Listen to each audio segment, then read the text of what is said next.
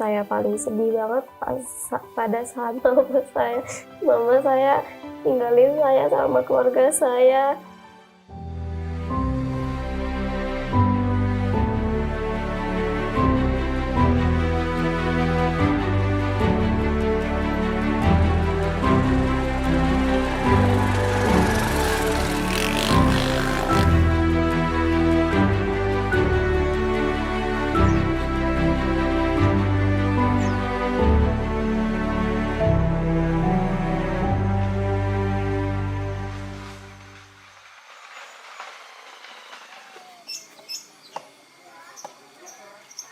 Isuk ya can mandi yuk. Mandi halayan, mandi.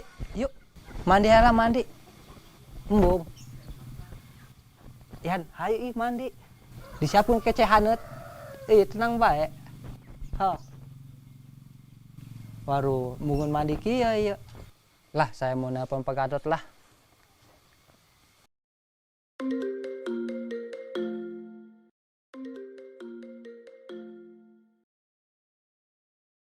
Halo, Assalamualaikum. Waalaikumsalam. Ada apa, Min? Ini Pak, Ian gimana ini Pak? Nggak mau mandi. Susah pokoknya suruh mandi Pak. Gimana ini Pak? Coba dibujuk-bujuk dulu, Min. Biar mau mandi jariannya. Sudah Pak, sudah dibujuk-bujuk tapi nggak mau mandi aja Pak. Ya takut ini aja, takut kambuh lagi ini Pak. Kalau nggak mau mandi-mandi terus. Terus Bapak bisa nggak datang ke sini? Baiklah, Min. Nanti saya ke situ. Saya siap-siap dulu ya. Nanti sekalian saya bujuk untuk mandi. Kemudian kita suntik seperti biasanya. Ya, saya tunggu Pak ya. Assalamualaikum Pak. Sama-sama. Waalaikumsalam. Bu, Ya. ayah berangkat ya? Oh, berangkat sekarang ya? Iya. Nanti nggak ke pustu dulu karena mau jarian kumat. Jadi ke tempat jarian dulu. Oh iya iya. Hati-hati ya. Semalam hujan, jalannya licin. Siap. Selalu tanggap dan sigap untuk melayani pasien. Hal itu sudah menjadi komitmen saya, Gatot Fitri Astanto, sejak saya berniat menekuni perawat sebagai sebuah profesi. Saat ini, saya juga diamanahi sebagai Kepala Puskesmas Pembantu atau Pustu Pahayu Jaya yang menjadi bagian dari wilayah pelayanan Puskesmas Pagardewa, Kabupaten Lampung Barat, Provinsi Lampung.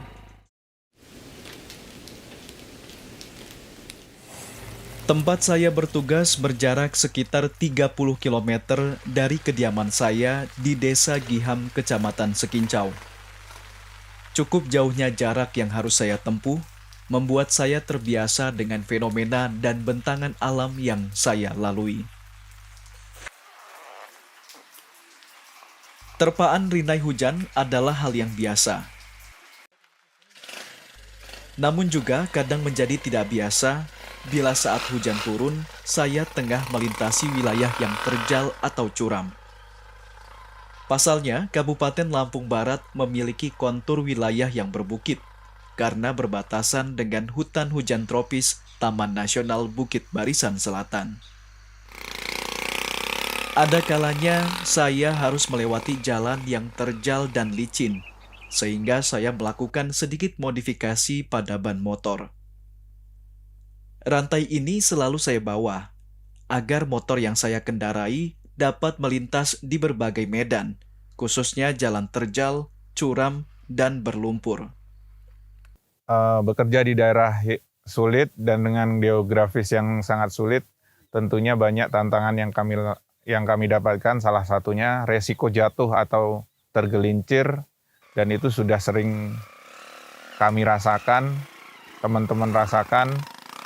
Jadi itu bukan suatu masalah besar bagi kami.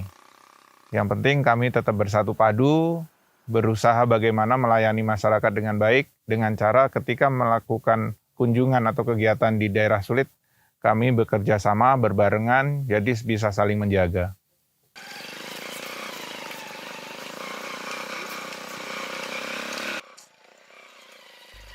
Pagi ini saya dihubungi keluarga pasien orang dengan gangguan jiwa atau ODGJ. Di wilayah Puskesmas Pagardewa, saat ini terdapat 43 pasien ODGJ dan 26 orang diantaranya mengalami gangguan kejiwaan dengan kategori berat.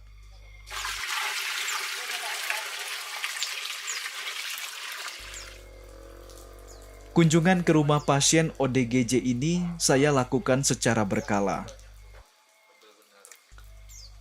Sebagai pengelola program kesehatan jiwa, sudah menjadi kewajiban saya untuk menyambangi kediaman mereka untuk melakukan asuhan perawatan. Tidak hanya berupa pemberian obat, saya juga tidak segan untuk memberikan bantuan kepada keluarga pasien bila mereka tidak bisa membujuk anggota keluarga mereka yang tengah mengalami gangguan jiwa untuk menjalani hidup bersih dan mengkonsumsi obat secara teratur.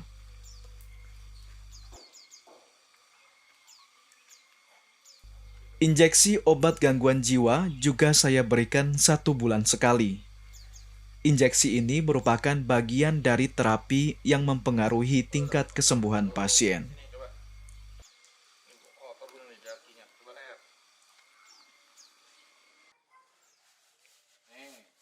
Saya melakukan pekerjaan saya dari hati, bukan sekedar memenuhi kewajiban sebagai seorang perawat. Bila pasien ODGJ yang saya rawat menunjukkan perkembangan yang berarti, maka hal itu menjadi kebahagiaan tersendiri bagi saya. Sebelum Pak Gatot datang ke sini, parah banget gitu, udah kayak orang bingung, udah ke kebun pulang, ke kebun pulang, ke kebun pulang.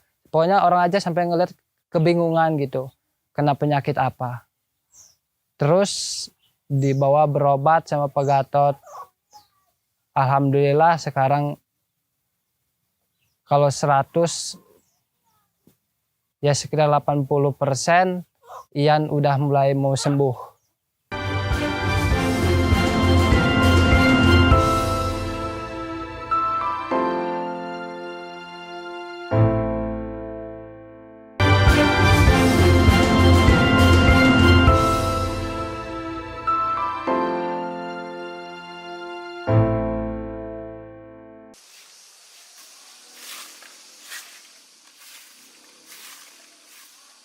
Puskesmas Pembantu atau Pustu Pahayu Jaya.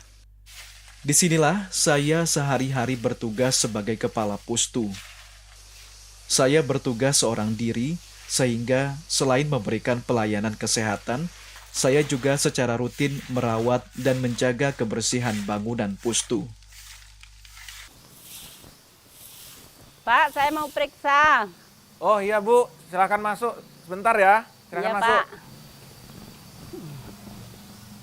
Setiap hari, saya mengabdikan diri di pustu ini. Melayani masyarakat di sekitar pustu yang menderita beragam penyakit. Ada kalanya saya juga mendatangi rumah warga bila mereka memiliki keterbatasan untuk berkunjung ke tempat tugas saya.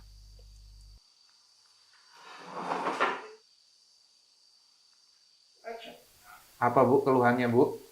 Ya, kadang-kadang nggak bisa tidur semalaman. Udah berapa lama? Ya, udah nggak lama. Namanya siapa Bu? Namanya Misinem. Tidak ada hari libur dalam kalender saya, karena pada hari Minggu saya tetap memberikan pelayanan. Waalaikumsalam, silakan masuk Pak De, tunggu sebentar ya. Pasalnya, hari Minggu di desa ini merupakan hari pasaran, sehingga warga yang akan menuju ke pasar juga menyempatkan ke pustu untuk mendapatkan pengobatan. Udah berapa hari Bu? Udah hampir seminggu lebih.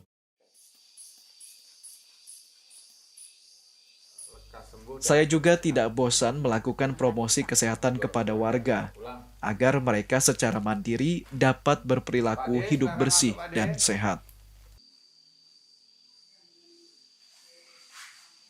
Apa ini Pak De? Keluhannya Pak De? Sering kepala pusing ini Pak. Pusing kenapa? Kadang juga susah tidur, Keluhannya tadi sakit kepala, sakit kepala. lemah. Pustu Pahayu Jaya ini berjauhan dengan Puskes Induk, jadi masih ada warga yang datang ke sini untuk melakukan pemeriksaan kesehatannya.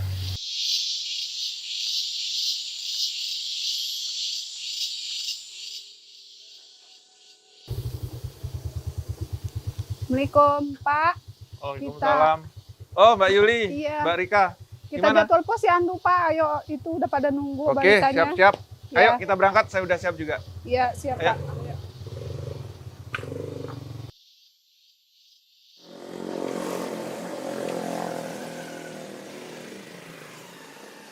Selain di Pustu, bersama bidan desa, saya juga memberikan pelayanan kesehatan bagi ibu hamil, anak, dan balita di posyandu. Posyandu di Kecamatan Pagardewa umumnya berlokasi di daerah perbukitan. Lokasi posyandu yang berada di daerah pelosok tidak menjadi rintangan bagi kami.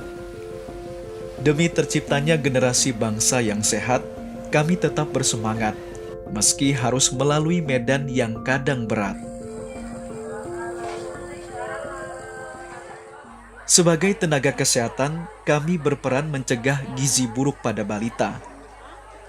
Kami harus memastikan bahwa asupan gizi anak tercukupi dengan memberikan pelayanan kesehatan gizi. Karena gizi yang baik akan sangat mempengaruhi pertumbuhan dan perkembangan balita. Kalau ada anaknya yang kurus atau anaknya yang sering sakit-sakitan, segera lapor kepada Bu Bidan. Nanti disiapin PMT, makanan tambahannya. Ya, jangan takut, itu semuanya gratis, udah disediakan sama pemerintah daerah kita. Ya, jangan sampai anak-anak kita terlambat pertumbuhannya dikarenakan stunting. Perkembangan motorik anak juga kami pantau secara berkala melalui penimbangan dan pengukuran tinggi badan mereka. Saya bersyukur pelayanan di posyandu ini tidak sekedar menjadi rutinitas bulanan bagi kami. Karena jumlah kasus gizi buruk atau stunting di wilayah pelayanan kami semakin berkurang. Pada tahun 2012, jumlah kasus stunting di wilayah kami tercatat 20 kasus. Diiringi program makanan tambahan bagi anak, pada tahun ini terdapat hanya 5 kasus. Para bidan desa menjadi mitra saya untuk menciptakan generasi sehat yang harus dilakukan sejak bayi di dalam kandungan. Bidan desa rutin memberikan vitamin tambah darah, imunisasi dan penyuluhan terkait makanan bergizi seimbang. Pelayanan bidan desa yang menjangkau daerah pelosok ini bagi saya sangat berarti. Meski kadang medan yang sulit harus kami lalui. Berat badannya juga normal, tensinya juga bagus. Ini usia kandungannya sudah masuk 32 minggu atau 8 bulan ya Bu? Ya. Alhamdulillah, walaupun dengan jalan yang sulit, dengan medan yang sulit, tapi saya sangat bahagia, saya suka karena ibu-ibunya di sini sangat antusias, rame, setiap posyandu, alhamdulillah rame terus.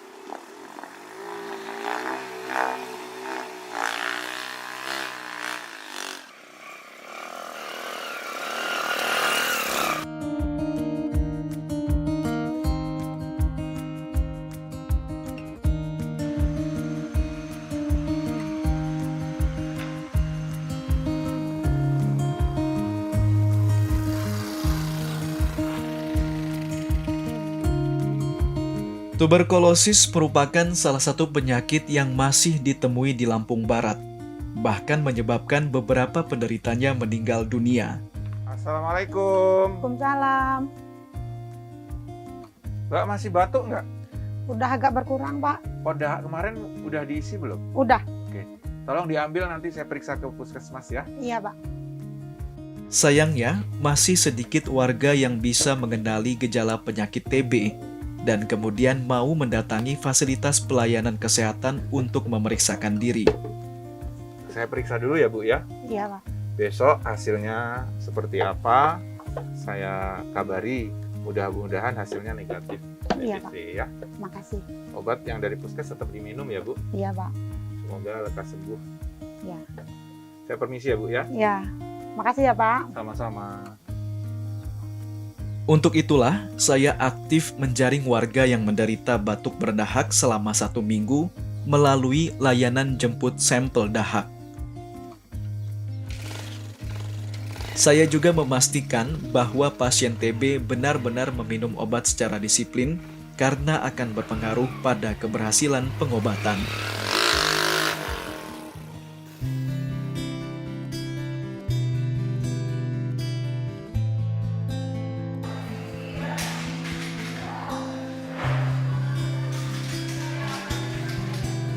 Tuberkulosis adalah penyakit yang dapat dicegah dan dapat disembuhkan. Namun sayangnya, Indonesia termasuk dalam 3 negara dengan kasus TB terbesar di dunia. Untuk itu, di Puskesmas Pagar Dewa, dalam 1 tahun kami menargetkan 550 sampel dahak dari suspek atau terduga TB. Dan setidaknya 50% dari target tersebut harus tercapai.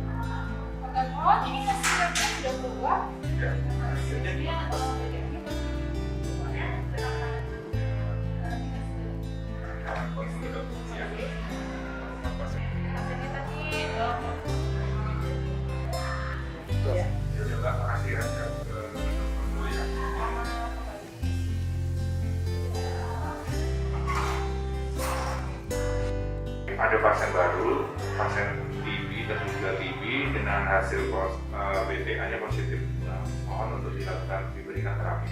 Oke, ya. Oke, baiklah Pak ya. Kita akan langsung terapi. Iya. Nanti kita terapinya kategori 1 ya Pak ya. Siap. Oke. Itu tadi namanya aktif, kemudian yang pasif. Pasif itu pasien ke puskesmas, lalu kita anamnesa. Setelah adanya ditemukan gejalanya yang mengarah ke TBC, kita lalu arahkan ke lab untuk dicek dahaknya. Nah, kalau misalnya positif, kita terapi. Kalau misalnya masih negatif, kita di ronsen lagi. Terima kasih waktunya dari kita sampai ini untuk peningkatan bagaimana menurunkan angka stunting. Sebagai penanggung jawab program penanganan TB, saya harus melakukan upaya yang komprehensif agar jumlah penderita penyakit menular tersebut dapat terus berkurang. Saya juga berharap penemuan suspek TB dapat terus ditingkatkan oleh para perawat, bidan desa, dan para tenaga kesehatan lainnya. Kira penyakit apa saja yang meningkatkan risiko jika anak terinfeksi? Sebagai pengelola program penanggulangan TB, saya berkomitmen untuk berkontribusi demi tercapainya target eliminasi TB pada tahun 2030.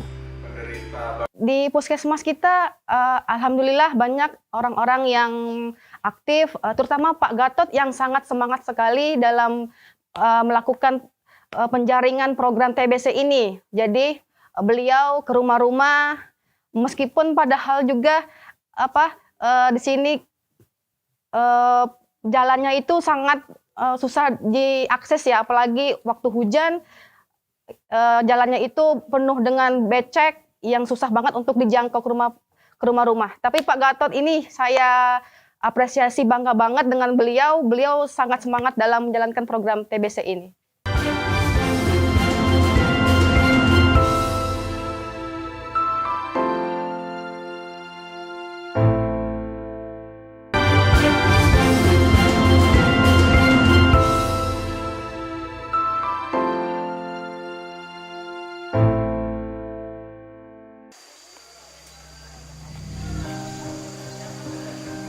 Berdomisili dan bertugas di daerah pelosok tidak lantas membuat saya kehilangan motivasi dan inspirasi.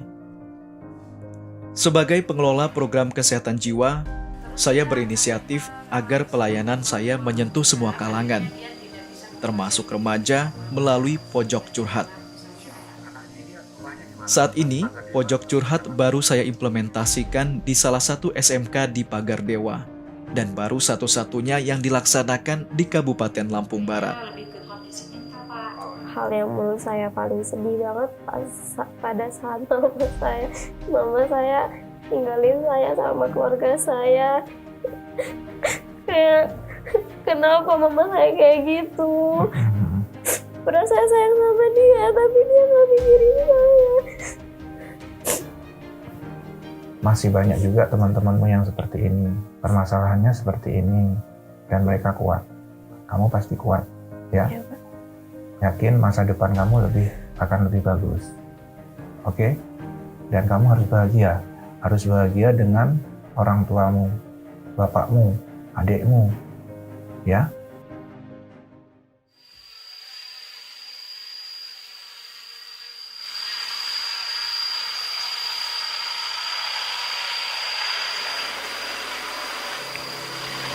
Selain fisik, kesehatan mental penting sepanjang hidup manusia, termasuk bagi mereka yang sudah berusia senja.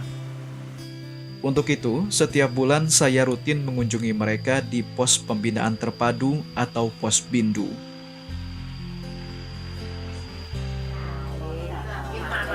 Seperti kata pepatah, di dalam tubuh yang sehat terdapat jiwa yang kuat.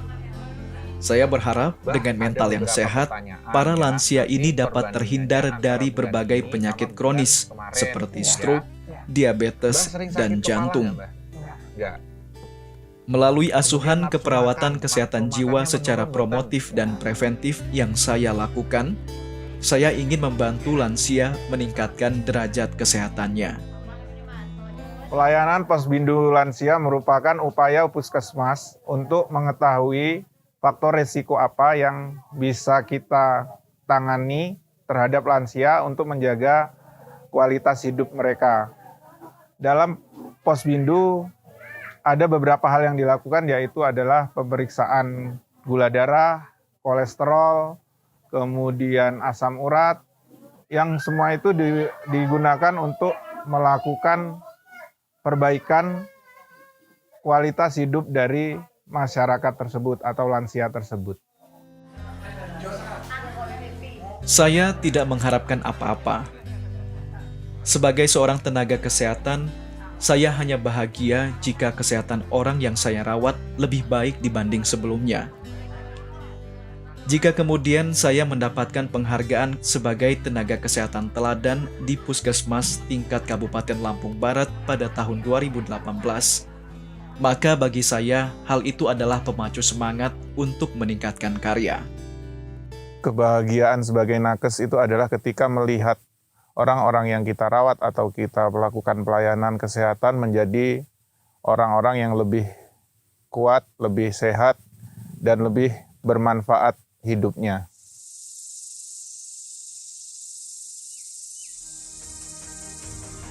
Saya, Gatot Pitri Astanto, akan senantiasa memenuhi panggilan hati untuk mendedikasikan diri bagi kesehatan masyarakat di negeri ini.